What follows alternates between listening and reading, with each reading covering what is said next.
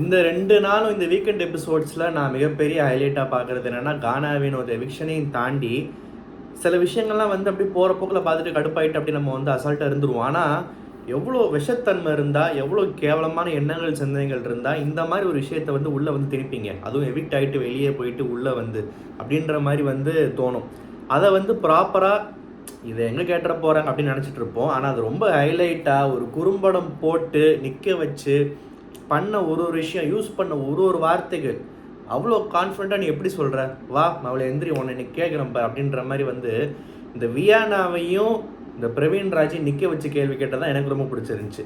நேத்து எபிசோட்ல வந்து அந்த வக்ரம்ன்ற விஷயம், விக்ரம்ட்ட அப்படி என்னத்த பார்த்த? எதா எக்ஸாம்பிள் சொல்லு, என்ன ஒளர்ற? எதை கேட்டாலுமே நான் அஸ்யூம் பண்ணேன், நான் நெனச்சேன், எனக்கு அப்படி தெரிஞ்சது. சாரி சொன்னா ஓகேவா சார்? போதுமா சார்? உன்னோட பர்சனல் ஒரு வெஞ்சன்ஸோ வன்மமோ இல்லை ஒரு பொறாமையோ வந்து ஒரு எதிரி மேலே கூட இருக்கலாம். ஒரு பிடிக்காத கண்டஸ்டன்ட் உள்ளே இருக்காங்க, நான் எவிக்ட் ஆகிட்டு வெளியே போயிட்டேனே அப்படின்னு சொல்லிட்டு திரும்ப உள்ளே வந்து அந்த வன்மத்தை கூட கக்கிட்டு போ. அதுக்கு உனக்கு வந்து அஸ் அ கண்டஸ்டண்ட்டாக அது இயல்பு இயற்கை. ஆனால் அண்ணன் தங்கச்சி பாசம் ஃப்ரெண்டு மச்சான் மாமான்னு சொல்லிட்டு பழகிட்டு ரொம்ப க்ளோஸாக இருந்துட்டு நான் வெளியே போயிட்டேன் ஆனால் இவன் உள்ளே இருக்கானே அப்படின்னு சொல்லிட்டு அவன் நல்லவனாகவும் இருந்திருப்பான். ஆனால் அவன் மாதிரி இல்லாத பொல்லாத பழியெல்லாம் கண்டுபிடிச்சி வந்து ஒரு மாதிரி ஒரு கேவலமான செயலை செய்யணும்னு சொல்லிட்டு இந்த வியானா பண்ணிகிட்டு இருக்குல்ல, அதுக்கு வந்து உண்மையாகவே வந்து ஒரு ப்ராப்பர் ஜஸ்டிஸ் கிடச்சிருச்சு விக்ரமுக்கும் சரி. அது இல்லாமல் இந்த வினோத் வெளியே போனப்போ ஸ்கெட்ச் போட்டாங்க, பிளான் பண்ணாங்க, ஒரு அண்டர் கவர் ஆப்ரேஷன் நடந்துச்சுன்னு உளறிச்சுல, அதுக்கும் சரி. ஃபஸ்ட்டு ஆக்சுவலாக அந்த குறும்படம் போட்டப்போ எனக்கு காண்டாக இருந்துச்சு. இந்த லூசு பயல தான் இஷ்டத்துக்கு பேசிகிட்டு இருக்காங்கன்னா, இவங்களும் அவங்க லெவலுக்கு இறங்கி குறும்படம் போட்டு காட்டுறோம், யார் யார் எப்படி ரியாக்ட் பண்ணாங்க நீங்களே பார்த்துக்கோங்கன்னு சொல்லிட்டு என்ன ட்ரை பண்ணுது பிக் பாஸ் டீமு? எப்படி ஒரு ஃபைனல் வரைக்கும் இத்தனை கண்டஸ்டன்ஸை கொண்டு வந்துட்டு அவங்களே வந்து அசிங்கப்படுத்துகிற மாதிரி, இது ஒரு விதமான வேறு மாதிரி ஒரு நெகட்டிவ் இன்ஃப்ளூயன்ஸ் இல்லையா? இதை பண்ணலாமான்னு தோணிட்டு இருக்க போதே அப்புறம் தான் தெரிய வந்துச்சு அந்த குறும்படம் போட்டதே இவனுங்கெல்லாம் அந்த விஷத்தை கக்குனதை வெளிச்சம் போட்டு காட்டுறதுக்கு தான். ஒரு ஃப்ரேமையும் பார்த்து நீ எங்கே இருந்த, அதாவது நீ ஊர்லே இல்லை, ஆனால் இந்த ஊரில் வந்து நீ வந்து ஒருத்தன் உட்காந்து சிரித்தான், அவன் சிரிப்பு வந்து சர்க்காஸ்டிக்காக இருந்துச்சு, ஒருத்தன் கண்ணை காட்டினான், அவன் கண்ணிலே தெரிஞ்சதுன்னு சொல்லிட்டு வளரிட்டு இருக்க வியானாவும் இந்த பிரவீன் ராஜ் பைத்தியக்காரன் அதுக்கு மேலே கண்ணில் தெரியுது, மயிரில் தெரியுது, நீ என்னென்னமோ வளர்றான். அதான் விஜய் சேதுபதி நல்ல தரமான செருப்படி கொடுத்தாப்புல. உன்னை பார்த்தா கூட தான் திமிரு பிடிச்ச மாதிரி தெரியுது, வெளியே போய் பாபி சிம்மா கூட நடித்தா நீ பெரிய இவனடான்ற மாதிரி கேட்காம கேட்ட மாதிரி தான் இருந்துச்சு. ஓவர் ஆட்டிடியூடு, ஓவர் கான்ஃபிடென்ஸ்ன்றதை விட ஃபேக்கு, சரியான ஃபேக்கு. பேசுகிற ஒரு வார்த்தையிலுமே எனக்கு இப்படி தோணுச்சு சார், நான் நினச்சேன் சார், எனக்கு அப்படி தான் என் கண்ணுக்கு தெரிஞ்சது, என்னோட நாக்குக்கு தோணுச்சு. என்ன பேச்சு ஆக்சுவலாக இதெல்லாம் வந்து உண்மையாகவே இந்த 2 பேரும் நிற்க வச்சு எனக்கு கேள்வி கேட்டதான் ரொம்ப பிடிச்சிருந்துச்சு. மற்றபடி இன்றைக்கி வந்து ஸ்டார்டிங்கில் எல்லாரையும் வந்து ஓட்டு கேட்க வச்சாங்க. இது வரைக்கும் அந்த மாதிரி யார் வின்னர்னு கெஸ் பண்ண சொல்லுவாங்க, ஓப்பனாக ஓட்டு கேட்டு பிரச்சாரம் பண்ண வச்ச மாதிரி நான் பார்த்ததில்ல, வேறு எனக்கு தெரிஞ்சு பார்த்ததில்ல. லாஸ்ட் சீசன் கொஞ்சம் நிறைய மிஸ் பண்ணியிருக்கேன், நடந்துருந்துச்சுன்னா நீங்கள் கமெண்ட்டில் சொல்லுங்கள். அதில் வந்து எல்லாம் ஒரு விஷயம் சொன்னாங்க. இந்த காந்தி வந்து கண்ணாடியை கழட்டிட்டா கண்ணு தெரியாதுன்ற மாதிரி நம்ம பிரவீன் காந்தி வந்து ஆக்சுவலாக சாண்ட்ரா வந்து மேலே பார்த்தாங்களாம், ஒரு வெற்றியை நோக்கி போனாங்களாம், அவங்க விழுந்ததுலே எந்திரிச்சிட்டாங்க, என்னென்னமோ வளர்றாரு. இதெல்லாம் கேட்டு வந்து விஜய் சேதுபதி தலையை சொரிய ஆடியன்ஸ் மண்டையாட்ட ஒரே கூத்தாக இருந்துச்சு. இருந்தாலும் அவங்கவுங்க எல்லோரும் ஒருத்தர் ஓட்டு கேட்டாங்க. அண்டு விக்ரமுக்கு வந்து இந்த பிரவீன் சொன்ன பாயிண்ட் நல்லா இருந்துச்சு, அந்த விக்கல்ஸ் டீமையுமே சுமந்துட்டு வராருன்ற அந்த ஒரு விஷயம் வந்து ஆக்சுவலாக நல்லா இருந்துச்சு கேட்குறதுக்கு. மற்றபடி நான் எதிர்பார்த்த மாதிரி நிறைய பேர் சபரி சொன்னாங்க. ஸோ நான் ஏற்கனவே என்னோடய ரிவ்யூவில் வந்து சொல்லியிருந்தேன்ல, ஓகே எனக்கு என்னமோ இந்த 2 பேரில் யாரோ ஒருத்தருன்னு தோணுதுன்னு. ஸோ அந்த 2 பேர் தான் மெஜாரிட்டியாக சொன்னாங்க. வியானா அரோரா சொன்னதும் தப்பு இல்லை, அவங்களுக்கு இருந்த பேரை மாற்றிக்கிட்டாங்க, வேறு மாதிரி பார்த்தாங்க, உள்ளே வந்து அதெல்லாம் ஓகே தான். ஆனால் அரோரா கிட்டே என்ன ஒரு குறைன்னா, இப்போ சப்போஸ் யாராவது என்கிட்ட வந்து ஏன்ப்பா உனக்கு அரோரா வின் பண்ணுவாங்கன்னு தோணலையா அப்படின்னு நினைக்கிறியானா, எனக்கு பெருசாக இவங்க வின் பண்ணுவாங்க பண்ணலன்னா அந்த மாதிரி தோன்ற அளவுக்கு வந்து யாருக்கும் இன்னும் இல்லை, யாருக்குமே இந்த சீசனில் ஃபேன் ஆகலை. எல்லாமே ஒரு கெஸ்ஸிங் ப்ளஸ் ஓகே இவங்க பரவாயில்லன்ற மாதிரி அந்த ஜோனில் தான் இருக்கேன். அரோரா ஏன் வின் பண்ணக்கூடாதுன்னு நான் சொல்லுவேன்னா, அரோரா வின் பண்ணால் அது ஒரு கெட்ட எக்ஸாம்பிள் ஆகிடும். கெட்ட எக்ஸாம்பிளுக்கு வேறு கேட்டகரியில் நிறைய எக்ஸாம்பிள்ஸ் வின்னர்ஸ் நிறைய பேர் இருக்காங்க. இது என்ன ஒரு கேட்டகரினா, ஒரு கண்டஸ்டன்ட் வந்து 50-60 நாள் வரைக்கும் ஒன்றுமே பெருசாக பண்ணாமல் வாயை திறக்காமல் டெய்லி சேலரி வந்துட்டு இருக்குன்ற கணக்கு மட்டும் போட்டாலே போதும். திடீர்னு ஒரு 40 நாள் 45 நாள் வந்து கொஞ்சம் பேசினா இறங்கி விளாண்டா போதும், ஜெயிச்சிடலாம், டைட்டில் ஜெயிச்சிடலாம் அப்படின்ற ஒரு பேட் எக்ஸாம்பிள் செட் ஆகும். ஸோ அந்த ஒரு விஷயத்தால் வந்து அரோராக்கு டிசர்விங்லாம் நான் சொல்லுவேன். மற்றபடி ஒரு கேரக்டராக உள்ளே பேசின விஷயங்கள் கருத்தெல்லாம் வச்சு பார்க்குறப்போ பெருசாக குறை சொல்கிறதுக்கு ஒன்றும் இல்லை. அண்டு இன்றைக்கி எபிசோடில் வந்து இந்த ஓட்டு கேட்டதுக்கப்புறம் இந்த குறும்படம்லாம் போட்டு காமிச்சாங்கல்ல, உண்மையாகவே இந்த குறும்படத்தில் வந்து நான் சொன்ன மாதிரி ரம்யாவோட முகத்திலையும் கிழிஞ்சுது. நான் இங்கே இருந்தேன் சார், அங்கே இருந்தேன் சார்னு என்னென்னமோ ஆகிட்டு இருந்துச்சு. அதையுமே கேட்டாங்க, என்னடா ட்ரை பண்ணுறீங்க, வெளியேருந்து வந்து ஏன்டா அவங்களாம் புத்தி இப்படி போகுதுன்ற மாதிரி நல்லா நறுக்குன்னு கேட்டாப்புல. அண்டு ஆக்சுவலாக அதுக்கப்புறம் சாண்ட்ரா எவிக்ஷன் பெரிதும் எதிர்பார்க்கப்பட்ட எவிக்ஷன். ஆனால் எப்படியும் போயிடுவாங்கன்னு தோணுச்சு. எனக்கு பர்சனல் என்ன சந்தோஷம்னா, இவ்வளோ தூரம் வந்ததே ரொம்ப அதிசயம். கனியெல்லாம் போகிறதுக்கு முன்னாடி எப்போயோ போயிருக்குன்னு எனக்கு கேட்டால் சாண்ட்ராலாம் வந்துட்டாங்க. ஆனால் அதனால் இந்த வாட்டி 6 ஃபைனலிஸ்ட்டுன்றாங்க. 5 பேர் தானே கொண்டு போகணும். அதுலேயுமே லாஸ்ட்டில் 4 பேர் இருப்பாங்க. ஒருத்தரை வந்து விஜய் சேதுபதி வந்து வெளியே கூட்டு போவார். மிச்சம் 3 பேர், சாரி லாஸ்ட்டில் 2 பேர் தான் இருப்பாங்க.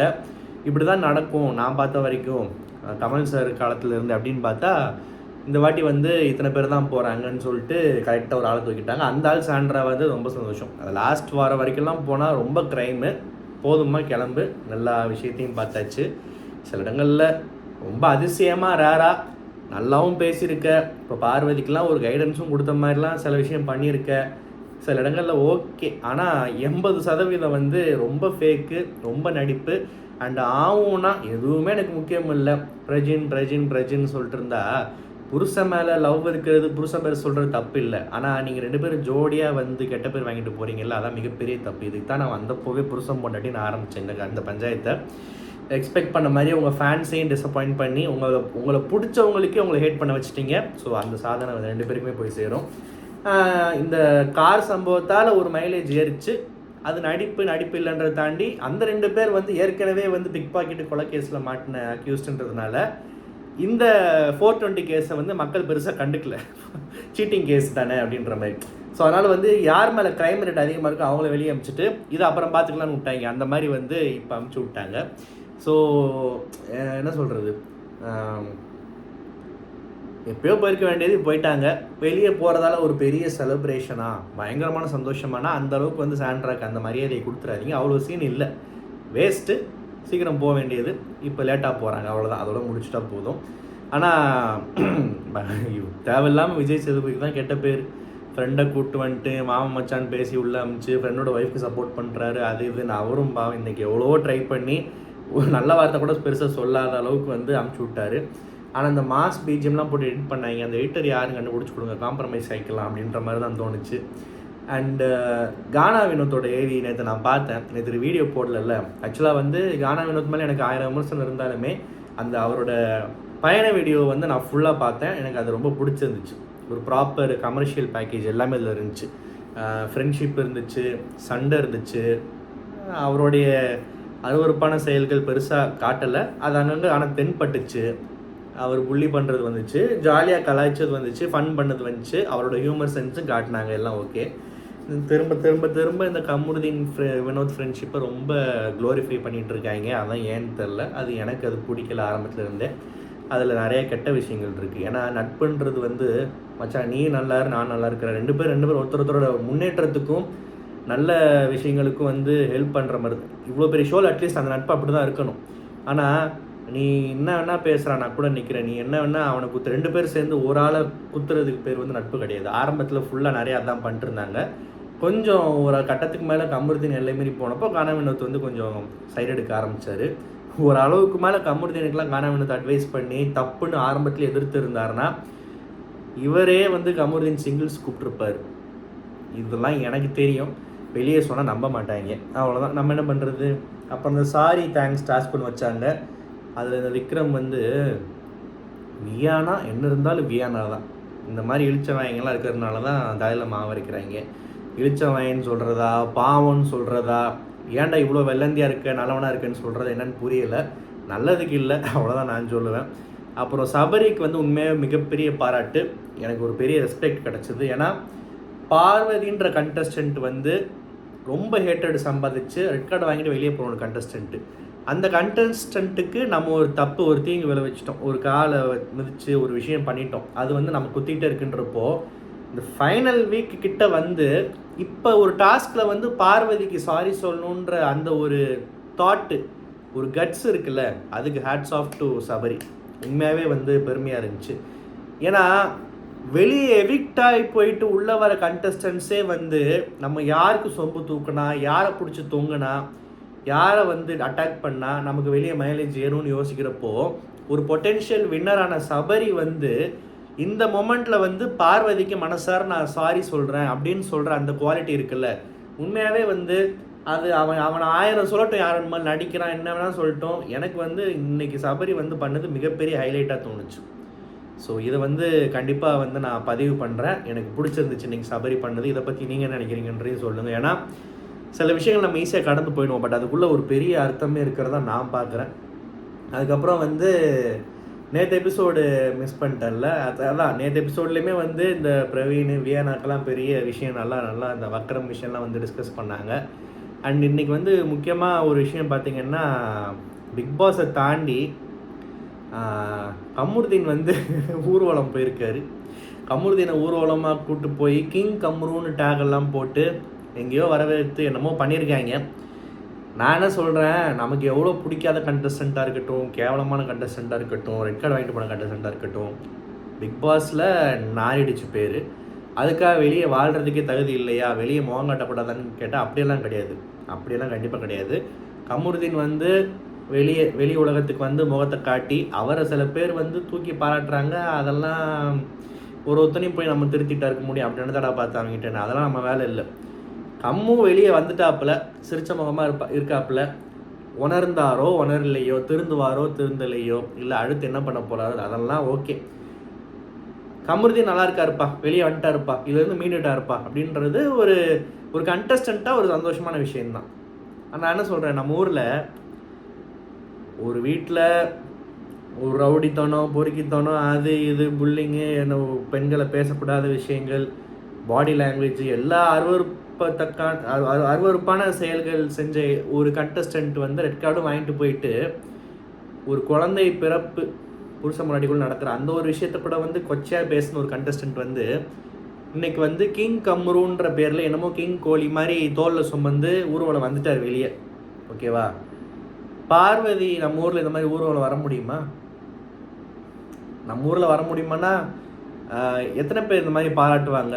குயின் பார்வதின்னு யாராவது ஓப்பனாக பாராட்டுவாங்களா? ஃபேன்ஸ் இருப்பாங்க, ஓகே. இந்த மாதிரி பப்ளிக்கில் ஏற்றுப்பாங்களா, பாராட்டுவாங்களா?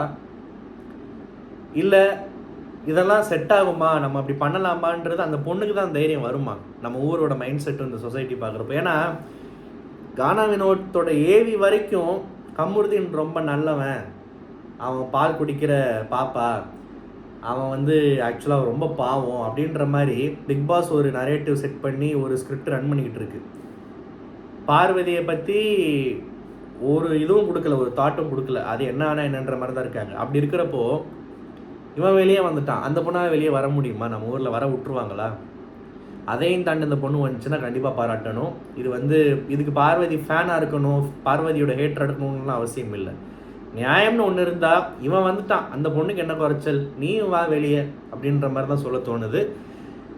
இதுக்கு யார் என்ன சொன்னாலும் பரவாயில்ல, இது என்னோட கருத்து, ஓகேவா? இதுக்கு நான் கமெண்ட்டில் கருத்துலாம் கேட்கல, சொல்லணும்னு தோணுச்சு. இந்த ரிவ்யூ உங்களுக்கு பிடிச்சிருந்தா மறக்காம சேனல் சப்ஸ்கிரைப் பண்ணுங்கள். நன்றி, வணக்கம்.